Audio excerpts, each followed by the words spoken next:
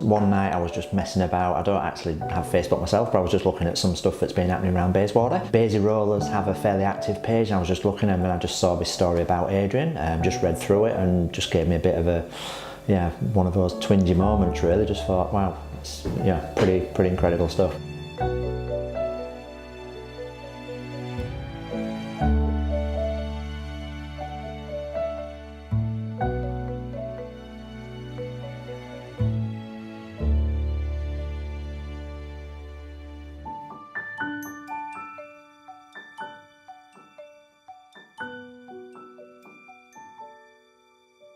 Initially, I was in touch with Paul Shanahan, who was in charge of Baysy Rollers, saying, look, I've seen it on your Facebook page, can you tell us a little bit more about it, and is there anything as a community bank that we can do to help? And it came at a point for us as well, we've obviously been doing a lot of community giving for a long time, but we tend to deal with groups, so I was almost trying to think, is there a way that we can help an individual, which has been really difficult for us to do in the past.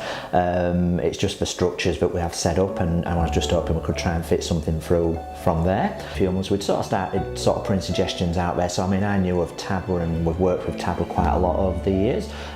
So my thoughts were initially, well, hey, I know that you do the amazing sort of wheelchair that goes on sand, and I've mentioned that to Adrian just in discussion and said, look, is there anything that might help or assist? Adrian went away for a few weeks, came back with a couple of ideas, but fundamentally the gym was the main one that he thought would be helpful and something that he can do fairly immediately once he got out of hospital. So I got a call from Sean from Bendigo Bank. They've got a client who was a mountain biker, had an accident, confined to a wheelchair, wanting to rehabilitate. They wanted to get him some gym equipment that he could use at home, and they'd found an item out of Melbourne that was supposedly specially designed for wheelchairs. They asked whether we could do something similar, because obviously you could get something from Melbourne, it would be very expensive to bring across, but what if it didn't work? What if it needed to be adjusted? They wouldn't be able to send it back. It was a big risk for them. So we had a look at it and figured that we could probably take an existing off-the-shelf home gym and make the appropriate modifications, but more importantly be able to tailor it specifically to Adrian, their client. So that's what we did. We did the research, we found a standard home item, brought it in, got Adrian in to work out the fittings, work out what his mobility was and what his current strengths were, what he wanted to work on, and then we adapted the gym to suit.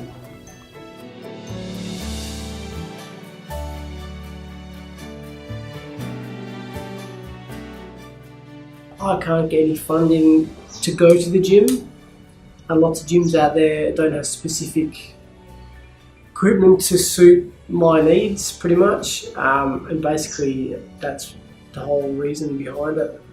So I can do it from home, you know, I can get my carers to help me. One of those things, the emotional side, is this could happen to any one of us tomorrow, and that's probably the bit that resonated with me. I mean, I've got 3 children myself. It could happen to any one of us, and you'd like to think that if it did, that there's, you know, people trying to help or watch you back a little bit, and that's probably the emotional attachment, I guess. And hopefully Adrian feels that at least he just knows there's somebody else there that if he wants to contact or talk to anybody, that, you know, there's just somebody else there that he can deal with. Before this accident, I was very independent. Now, you know, I'm semi-independent. So the more independent you get, the better you feel, the happier you are. So it's a pretty big thing.